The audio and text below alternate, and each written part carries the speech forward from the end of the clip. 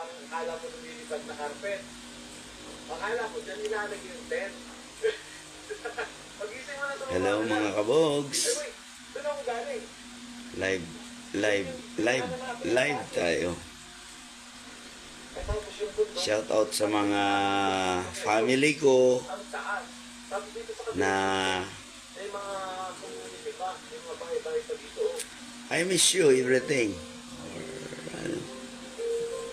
But Pinakabagong barangay sa bayan ng Lubid. ay sorry, parang nakikita ko tuloy yung nag-viral na ano eh. July 30. Para akong si Kapitan Bukol eh.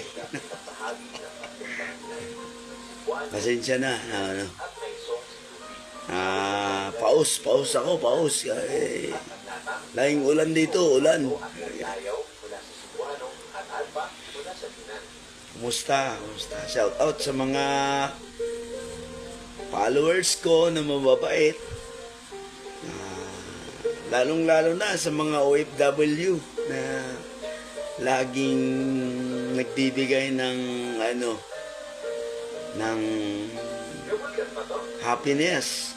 Minsan ginagawa na akong parang clown pero okay lang. Because ganyan talaga. I understand.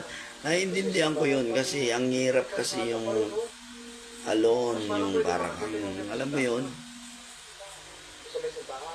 Diba? Yung malayo ka sa pamilya.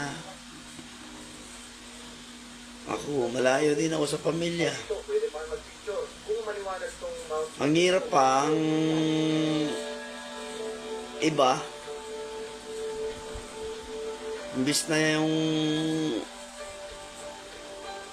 pamilya, yung magbibigay sa'yo ng saya about your aloneness in life, parang minsan na realidad na sa buhay yun, pero hindi naman lahat. Ang sinasabi ko lang, yung mga may ganun, lalo na sa mga OFW, mga ganun.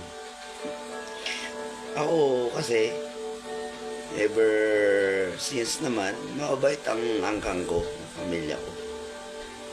Kaya kahit ano man yung sistema ng buhay ko, sila yung nag-a-advise sa akin na kuya, pinsan, pamangkin, ganun. Nakakaya para sa akin, but the way na I appreciate because the presence of God is parang pinagkaloob sa akin na maging